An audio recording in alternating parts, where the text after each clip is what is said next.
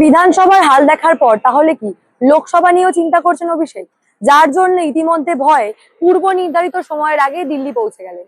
একেবারে কাল যাওয়ার কথা ছিল, তার একদিন আগেই চলে গেল। কি হয়েছে সেটাই আজকের এই প্রতিবেদনে বলবো, এবং কেন অভিষেক ভয় পাচ্ছে এই নিয়ে এর আগেও প্রতিবেদন আমি করেছি। আজকের প্রতিবেদনে সম্পূর্ণ ভেঙে বলবো যে অভিষেক বন্দ্যোপাধ্যায়ের মনে লোকসভা নিয়ে এত ভয় কেন। নমস্কার, আমি সানিয়া, দা নিউজ বাংলায় আপনাদের সকলকে স্বাগত। আপনারা প্রত্যেকে জানেন ইতিমধ্যে ঋতব্রত বন্দ্যোপাধ্যায়ের নেতৃত্বে তৃণমূলের যে বিধানসভার পরিষদীয় দল তা ভেঙে খান খান হয়ে গেছে, এবং বর্তমানে রাজ্যের বিরোধী দলের নেতা ঋতব্রত বন্দ্যোপাধ্যায়, তার সঙ্গে রয়েছেন আরো তৃণমূলেরই 58 জন বিধায়ক। ফলে বিধানসভায় যেভাবে সংখ্যাগরিষ্ঠরা নিজের বিরোধী দলের নেতা নিজেরাই বেছে নিয়েছে, ঠিক একইভাবে মনে করা হচ্ছে যে লোকসভার ক্ষেত্রে একই ছবি আমরা দেখতে পারি।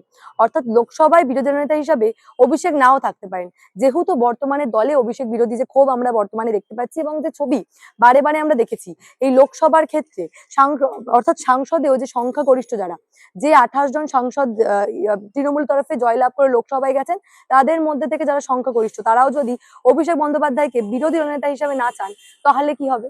তাহলে কি সেই ভয়েতেই আগাম অভিষেক বন্দ্যোপাধ্যায় দিল্লি চলে গেছেন? প্রথমে আপনাদের বলে রাখি যে আগামী সোমবার ইন্ডিয়া জোটের একটি বৈঠক রয়েছে। ইন্ডিয়া জোট হচ্ছে বিজেপি বিরোধী জোট, এবং যার মধ্যে তৃণমূলও সামিল রয়েছে। এবং এই এই এই বৈঠকের জন্য অভিষেকের আগামীকাল দিল্লি যাওয়ার কথা ছিল, আগামীকাল অর্থাৎ রবিবার দিল্লি যাওয়ার কথা ছিল। কিন্তু তৃণমূল সূত্রের এখনো পর্যন্ত যেমনটা খবর, মমতা বন্দ্যোপাধ্যায়ের নির্দেশে নাকি একদিন আগে অভিষেক বন্দ্যোপাধ্যায় দিল্লি চলে গেছে, অর্থাৎ আজকেই তিনি দিল্লি রওনা দিয়েছেন। কিন্তু প্রশ্ন হলো, ঠিক একদিন আগে হঠাৎ করে অগ্রিম এই দিল্লি রওনা দেওয়ার কারণটা কি? তাহলে কি সত্যি সত্যি লোকসভায়ও তৃণমূল ভাঙছে, এবং তারই ইঙ্গিত পেয়ে কোনোভাবে সাংসদটাকে সামাল দেওয়ার জন্য অভিষেক বন্দ্যোপাধ্যায় দিল্লি ছুটছে? দেখুন, তৃণমূল কংগ্রেস ভাঙারই ছিল, তাই ভাঙছে, এবড়ো খেবড়ো ভাবে ভাঙছে। ভাঙারও তো একটা বিজ্ঞান আছে, ভাঙা শিখতে হয়, অপরূপ ভাবে ভাঙা, গড়ার চেয়েও মূল্যবান কখনো স্বপ্ন। কিন্তু দূর দূর পর্যন্ত এর সঙ্গে বিজেপির কোথাও কোনো সম্পর্ক নেই। মতাদর্শবিহীন, লক্ষ্যভ্রষ্টহীন একটা জনগোষ্ঠী যদি নিজেকে রাজনৈতিক দল বলে পরিচয় দেয়, তো তারা তো এভাবে ভেঙে যায়।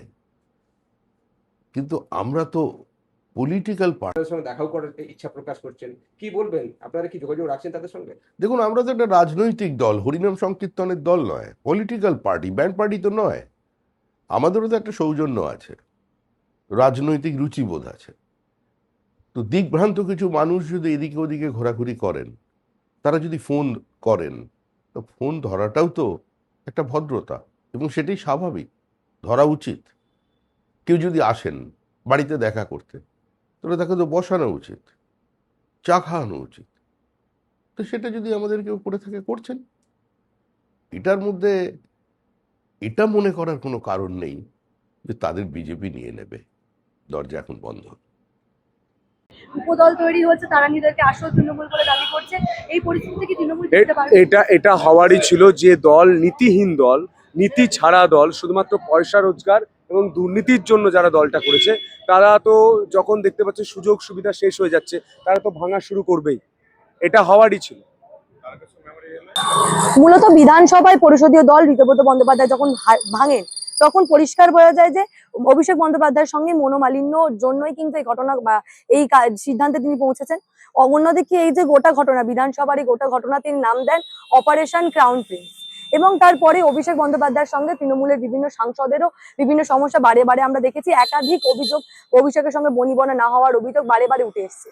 কদিন আগে আমরা আমাদেরই একটা প্রতিবেদনে তৃণমূল কাউন্সিলরের বক্তব্য আপনাদের শুনিয়েছি, যেখানে তিনি খোদ স্বীকার করে নিচ্ছেন যে তৃণমূল দলটা সম্পূর্ণ অভিষেক বন্দ্যোপাধ্যায়ের জন্যই শেষ হয়ে গেল। তার সেই বক্তব্যের পর একটা বিষয় পরিষ্কার হয়ে গেছে যে বর্তমানে তৃণমূল কংগ্রেসের কেউই আর অভিষেক বন্দ্যোপাধ্যায়কে চাইছেন না, এবং যার জন্য বারে বারে এই ধরনের অভিষেক বন্দ্যোপাধ্যায়ের বিরুদ্ধে কিন্তু বিদ্রোহ দেখা যাচ্ছে। এবং সেই যে বর্তমানে তৃণমূলের বিধানসভায় যে বিদ্রোহী শিবির, তাও যে মূলত অভিষেক বন্দ্যোপাধ্যায়েরই বিরুদ্ধে, তা বারে বারে প্রমাণিত হয়ে গেছে। এবং এখন দেখার বিষয় সাংসদে কি হয়। সত্যি সত্যি কি বিধানসভার মতো সাংসদেও ভাঙন ধরছে? সাংসদ যারা রয়েছে, অর্থাৎ সংসদে যে সমস্ত যে 28 জন সাংসদ রয়েছে, তাদের মধ্যেও কি ভাঙন দেখা দিয়েছে বলেই তড়িঘড়ি করে একদিন আগে অভিষেক বন্দ্যোপাধ্যায় দিল্লি ছুটলে? এই বিষয় নিয়ে আপনারা কি মনে করছেন? আপনাদের মূল্যবান এবং গুরুত্বপূর্ণ মতামত অবশ্যই আমাকে জানাবেন দ্য নিউজ বাংলার কমেন্ট সেকশন, এবং দেখে থাকুন দ্য নিউজ বাংলা।